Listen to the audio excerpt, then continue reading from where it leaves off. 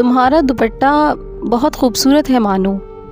مانو نے ایک نظر نقاب میں موجود اپنی دوست عطیہ پر ڈالی اور شکریہ کہہ کر منہ موڑ لیا۔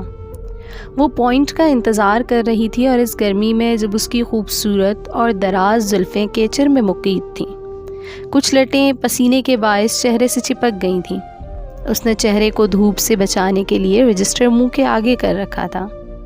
گورے سڈول بازوؤں آدھی آستینوں میں سے جھلک رہے تھے، جبکہ اس کے برانڈڈ سوٹ کا دوپٹہ بے نیازی سے گلے میں جھول رہا تھا۔ پاس کھڑے کتنے ہی لوگوں کی نظریں اس پر تھیں اور چلتے چلتے کتنی ہی گاڑیاں اسے دیکھ کر رکی تھیں۔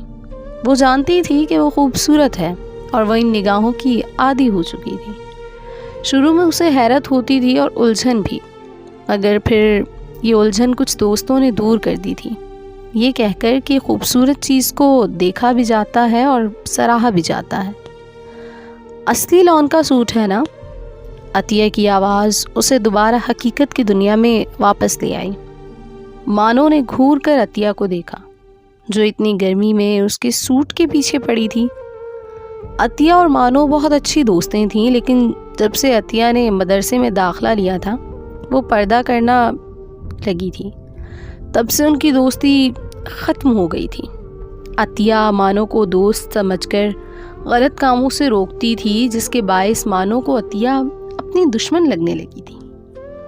تمہیں سوٹ چاہیے تو میں برانڈ، اس کی بات ادھوری رہ گئی۔ مجھے سوٹ نہیں چاہیے، بس اس کا دوپٹہ دے دو۔ مانو کو عطیہ کی ذہنی حالت پر شک ہوا تھا۔ نہیں، کیوں دے دوں میں دوپٹہ؟ مانو نے ترش لہجے میں پوچھا۔ کیونکہ جب اس کو اوڑھنا نہیں تو گلے میں پہنو یا نہ پہنو کوئی فرق نہیں پڑتا۔ عطیہ کے لہجے میں غراہٹ تھی، لیکن اس نے نرمی سے کہا۔ مانو کو ایک لمحہ لگا تھا اس کی بات سمجھنے میں، کیونکہ ایک اچھے خاصے عرصے تک وہ لوگ دوست رہی تھیں۔ تمہاری ہمت کیسے ہوئی مجھ سے یہ کہنے کی؟ مانو جنگلی بلی کی طرح اس کا منہ نوچنے کے لیے آگے بڑھی تھی۔ عطیہ کی دوستیں اس کا بچاؤ کرنے کے لیے آگے بڑھیں۔ ہم معذرت چاہتے ہیں، آپ لڑی نہیں، سوری۔ وہ سب ان دونوں کو روک رہی تھیں۔ تمہاری غلطی ہے عطیہ، تم سوری کرو۔ عطیہ کی دوست حیا، اس نے عطیہ سے کہا، میں اپنے کہے پر شرمندہ نہیں ہوں، نہ ہی میں معافی مانگوں گی۔ ان جیسی لڑکیاں ہوتی ہیں جو ہم جیسی لڑکیوں کو بھی شرمندہ کرواتی ہیں۔ انہیں تو لڑکیاں کہتے ہوئے بھی شرم آتی ہے۔ اس دوپٹے کی قدر انہیں تب آئے گی جب یہ نہیں ہوگا۔ عطیہ تلخی سے کہتی ہوئی وہاں سے چل پڑی، جبکہ مانو اپنی جگہ پر ساکت کھڑی رہ گئی۔ بھلا کب مانو سے کسی نے اتنی بدتمیزی سے بات کی تھی؟ کب پوائنٹ آیا، کب وہ گھر پہنچی، کچھ پتہ نہیں تھا۔ بس ایک ہی آواز گونج رہی تھی، ان جیسی لڑکیاں۔ وہ کیسی لڑکی تھی؟ اس جیسی لڑکیاں کیوں؟ ان جیسی لڑکیوں کو شرمندہ کرواتی ہیں کیوں؟ وہ یہ بات سمجھنے سے قاصر تھی۔ 2 دن تو خفت کے مارے مانو یونیورسٹی ہی نہیں گئی، کیونکہ عطیہ کی کہی گئی باتوں کو بھلا نہیں پا رہی تھی۔ مانو اپنے ڈپارٹمنٹ کی سب سے خوبصورت اور مغرور لڑکی تھی، کسی کو جوتے کی نوک پر نہیں رکھتی تھی، اور عطیہ نے اسے اتنی باتیں سنا ڈالی تھیں۔ مانو بس کے انتظار میں کھڑی تھی۔ اس نے اپنی دائیں جانب دیکھا، جہاں ایک خوبصورت لڑکا اس کی طرف دیکھ رہا تھا۔ مانو کو پہلے لگا کہ وہ اس کے چہرے کی جانب دیکھ رہا ہے، مگر بعد میں اس کی نظروں کا زاویہ بدلا۔ وہ اس کے سراپے کا ایسے جائزہ لے رہا تھا جیسے وہ دکان میں رکھا ہوا کوئی کیک ہو۔ مانو نے اس کی نظروں کا ارتکاز محسوس کیا تو بے اختیار اس کے گال سرخ ہوئے، نہ چاہتے ہوئے بھی بے اختیار اس کا ہاتھ گلے میں پڑے ہوئے رسی نما دوپٹے کی طرف بڑھا تھا۔ اس نے غیر محسوس انداز میں دوپٹے کو گلے سے کھینچ کر نیچے کرتے کرتے اپنے وجود کو ڈھانکا تھا۔ اس لڑکے نے بھی نگاہیں پھیر لیں تو مانو نے سکھ کا سانس لیا۔ وہ تو ان نظروں کی عادی تھی، لیکن نہ جانے کیوں وہ آج خود کو غیر محفوظ محسوس کر رہی تھی۔ ایسا پہلی بار ہوا تھا۔ بس آتے ہی مانو اس میں سوار ہو گئی۔ مانو اپنے والدین کی اکلوتی اولاد تھی۔ اس کے والد بہت بڑے بزنس مین تھے۔ ایک دن گاڑی خراب ہونے کی وجہ سے مانو کو بس میں آنا پڑا تھا۔ اس کے بعد وہ ضد کر کے پوائنٹ میں ہی آنے جانے لگی تھی۔ بس اسٹاپ پر کھڑے ہونا، پوائنٹ کا انتظار کرنا اور بس میں شور شرابہ سننا، اس سب سے وہ بہت خوش ہوتی تھی۔ اور ایک وجہ اور بھی تھی، کیمسٹری ڈپارٹمنٹ کا عاصم، جس کی کیمسٹری بہت جلد مانو سے مل گئی اور اسی پوائنٹ پہ وہ بھی سفر کرتا تھا۔ پورے راستے وہ مانو سے باتیں کرتے ہوئے جاتا۔ مانو کو بھی اس کا ساتھ بہت اچھا لگتا تھا۔ کتنی بار وہ اپنا بیگ گود میں رکھے چپکے سے اس کی اوٹ میں مانو کا نرم و ملائم ہاتھ تھام لیتا تھا۔ تم بہت خوبصورت ہو، بہت دلکش ہو، وہ پرجوش لہجے میں کہتا، اس کا ہاتھ دباتے ہوئے اپنی محبت کا یقین دلاتا۔ ہاں، لیکن چوہے بلی کے کھیل میں یہ ایک الگ ہی مزہ تھا۔ کتنے ماہ سے وہ ضد کر رہا تھا کہ مانو اس کے ساتھ چلے۔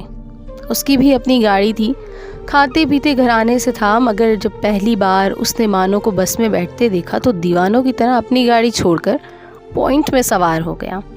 سارے راستے دونوں لو برڈز بنے پوائنٹ کے سفر سے لطف اندوز ہوتے رہے۔ بالآخر اتنی منتیں کرنے پر مانو مان گئی تھی۔ عاصم اس کے لیے دوست سے بڑھ کر تھا۔ پہلی بار وہ شہر کے بہت بڑے ریسٹورنٹ میں ملے تھے۔ وہ بہت دل سے تیار ہوئی تھی، بلکہ اس دن تو اس نے لمبی بلیک میکسی کے ساتھ دوپٹہ لینے کا تکلف بھی نہیں کیا تھا۔ سلور رنگ کی چین سراہی دار گردن میں پہنے اس نے نہایت خوبصورت نگوں والی بیلٹ کمر میں باندھ رکھی تھی، جس نے اسے دلکش خد و خال کو مزید واضح کر دیا تھا۔ بال اد کھلے، چھوٹے، ہلکے سے میک اپ کے ساتھ وہ عام دنوں سے کہیں زیادہ مختلف اور دلکش لگ رہی تھی۔ 5 اسٹار ہوٹل میں اس کا انتظار کرتے جب عاصم نے اسے دیکھا تو نگاہیں پلٹنا ہی بھول گیا۔ اس کا دل چاہا کہ اسے کہیں اور ہی لے چلے۔ دل اس کے اختیار میں نہ تھا، مانو اس کے دل پر چھریاں چلاتی اس کے احساسات سے محفوظ ہو رہی تھی۔ اپنے لٹوں سے کھیلتی، وہ مسکراتی شرماتی اس کی باتیں سن رہی تھی، جو کھانا کھاتے نہایت بے باکی سے مانو کی گوری کلائیاں تھامے ہوئے تھا۔ اس نے کہا، مانو مجھے ڈر ہے کوئی تمہیں مجھ سے چھین نہ لے۔ اس کے خوف زدہ لہجے پر مانو کھلکھلا کر ہنس پڑی۔ آج کا دن بہت حسین تھا۔ کھانا کھانے کے بعد وہ اسے سینما لے گیا۔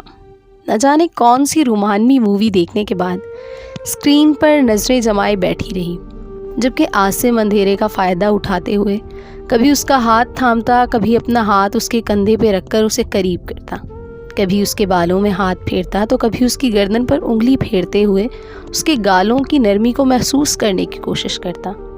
اس کی گرم سانسیں مانو کو بہت قریب محسوس ہوئیں۔ وہ مزاحمت نہ کر پائی، لیکن بہت بے چین ہو گئی۔